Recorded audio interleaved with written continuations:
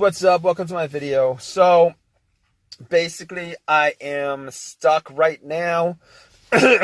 Car is not starting at all, and I'm not quite sure what to do at this point, but I'm probably gonna end up calling somebody that told me. Probably gonna end up calling AAA.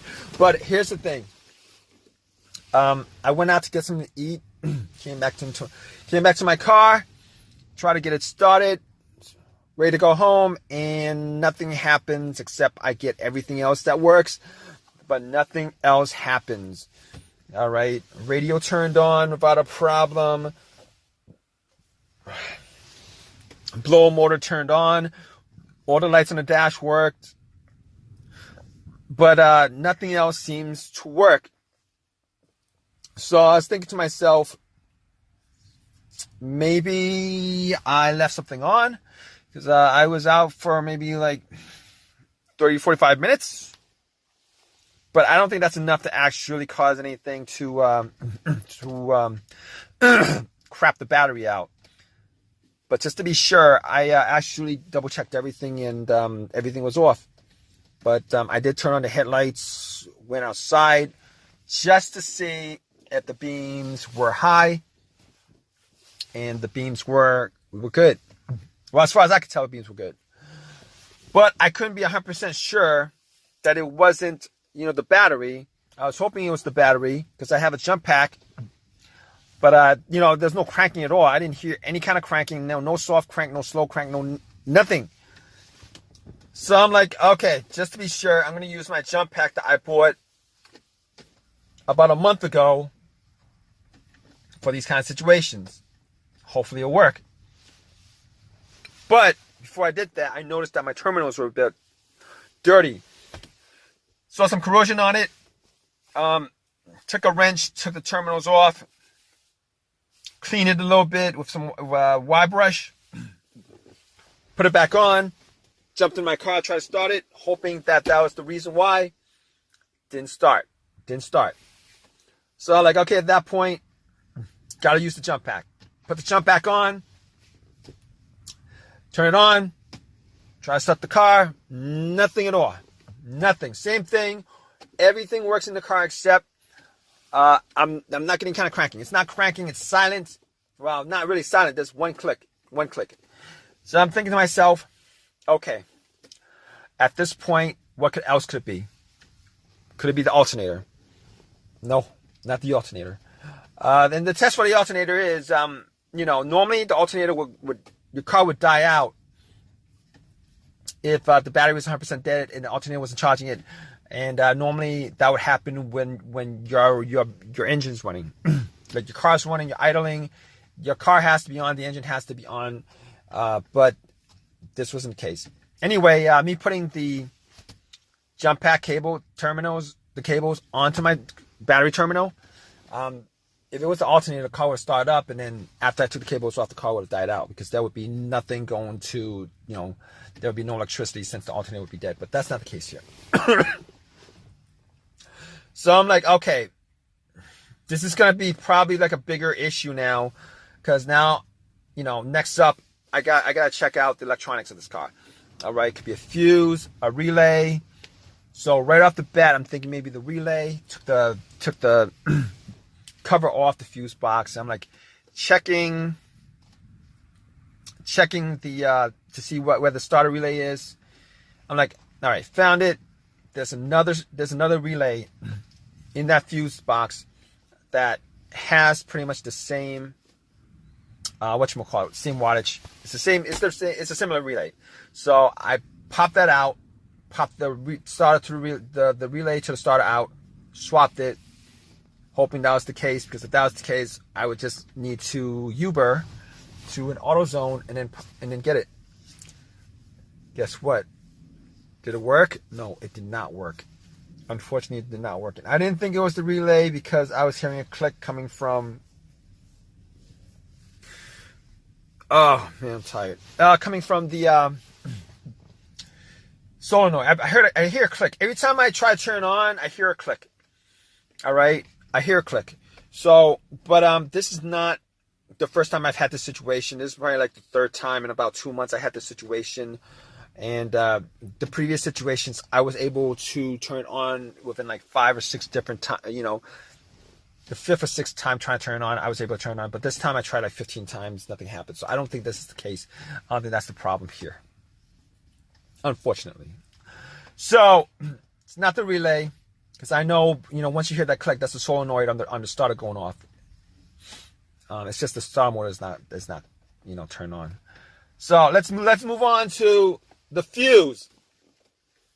The fuse. Could it be the fuse? So I'm thinking to myself, I don't have a fuse tester. I could get a fuse tester, but I'm not going to do that. Didn't do that. So I'm like, the only 2 times I had a fuse issue where the car didn't start were this. All right, one time the main fuse blew. Main fuse blew. So I'm thinking to myself, the main fuse blew at the time, and there was no electricity going to the car at all. Nothing turned on. There was nothing. No beeps, no lights, nothing. Swap out that fuse, the car turned back on, all the electricity turned back on. But unfortunately, that's not this case, because I am getting electricity into the car for everything except it's not starting. The second time I had a fuse issue was there was a fuse to the fuse pump or the car's computer that blew.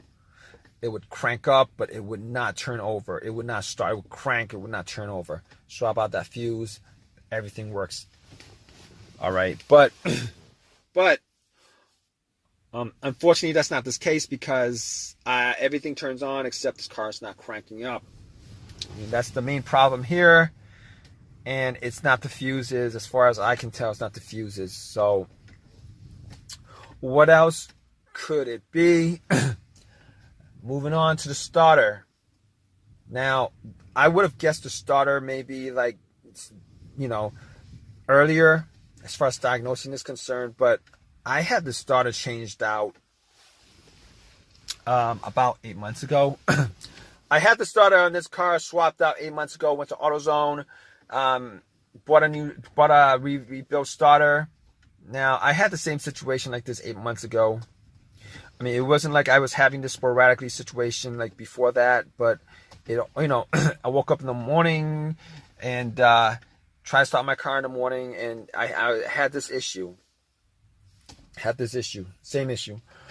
But today, 8 months on a starter, it's ridiculous. If it is the case, it's ridiculous. All right.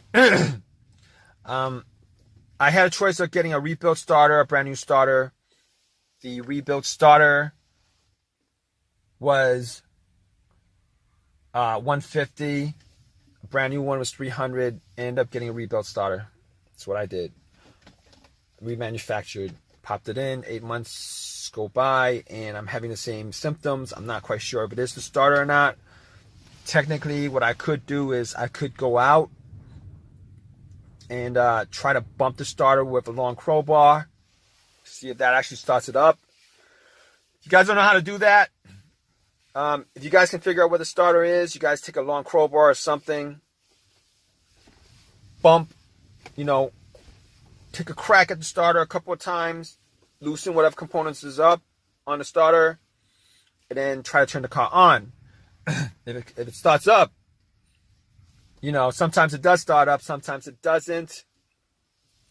But I'm not going to do that in this situation. Now, because I don't have a crowbar long enough to do that. So I could figure out where the starter is and then put a cable to the starter, to the solenoid, and then see if that actually cranks it up. Now, if that actually cranks it up, then I know that the starter's okay. But I can't figure at this point to do that. I don't have a wire or little setup where I could do that with certain things. So I can't do that right now. Unfortunately, that sucks. So what I'm going to do at this point, because, I could ask somebody to help and jump my car, but I already have the power pack, and that power pack was like 100% on a full level. I know sometimes these power packs fail on you, but I don't know. I'm not gonna do that. I'm pretty sure the power pack actually did its job, and it's just not cranking up, not because it's not getting enough juice to it. I'm pretty sure at this point, I mean, haven't done too many tests so far, but at this point, from what I'm seeing right now, is probably the starter that's the issue. And I'm gonna call AAA up, and hopefully they won't take too long to get to me to tow my car to my house so that I could do some more testing on it. Probably get a longer crowbar to take a whack at the starter, see if that actually starts the car up. But I'll keep you guys updated, guys. All right, guys, how's it going? I had done a lot of tests on this issue. I was, AAA took about an hour and a half to get to me. It kind of sucks that I wasted time. But got it towed to my house. I was able to get a long crowbar, bumped the starter, and funny enough, it did start up. I turned it off, tried to turn it back on again, nothing. Took a whack at it a couple of times. It did start up, turn it off, turn it back on, nothing. So at that point, I was pretty sure it was a starter, but just to be sure it wasn't a loose wire or something like that, I checked all the cables to it. They're good.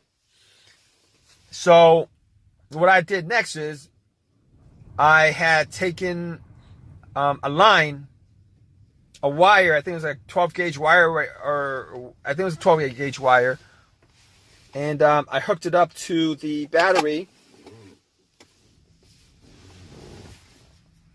And what I did was I tried putting it onto the little terminal on the solenoid, see if it actually works.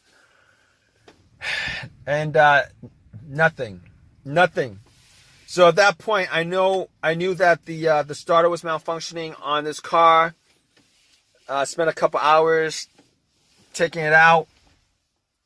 It was still in the warranty. Took it to AutoZone, replaced it. I had the choice of getting a brand new starter, but I didn't want to spend $300, so I ended up getting another refurbished starter. Popped it in, and it runs without a problem. Now I had a couple words with AutoZone. I told them the situation. The starter lasted 8 months. Why did the starter only last 8 months? I mean, considering, starters should last over 100,000 miles, and I only put up maybe like 10,000 miles on this car over the last 8 months, and I am really disappointed. Even though I got the starter, a replacement starter for free, I think it's a lifetime warranty or whatever. That's not the point, because time is money, and I must have lost about 6-7 hours on this, 6-7 hours on this, which really, really, really sucks. But it is what it is.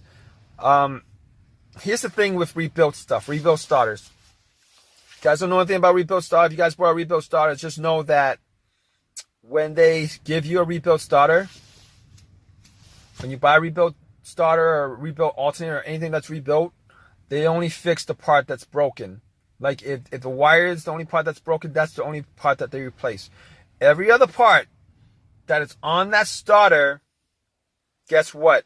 It has the same amount of mileage that was on your vehicle when you took the core into the shop to get your $20, $25, $40 reimbursement for the core. Unfortunately, I don't know why they don't rebuild everything on it. I don't even know how they clean the damn thing to the point where it looks like it's brand new. It doesn't matter. It kind of sucks that way. I am hoping that my starter, the starter I got as a replacement, a rebuilt one, will last me a lot longer than what I got out of this starter. All right. I hope this has helped you guys out. As far as going through the steps of trying to figure out, what would cause the car not to start. And if you guys have any comments, please leave your comments. Also, please give me a thumbs up, guys. I really would appreciate it. And if you guys want to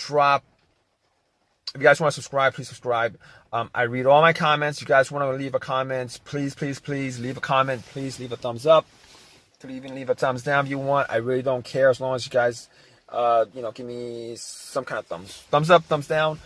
If you guys want to leave a comment. And I'm going in circles right now, but I'm glad this whole entire thing actually worked out, as far as, figuring out what the issue is. At least it's not the biggest of issues, but it's big enough where it took out a lot of my time. But it is what it is, guys. All right, take care.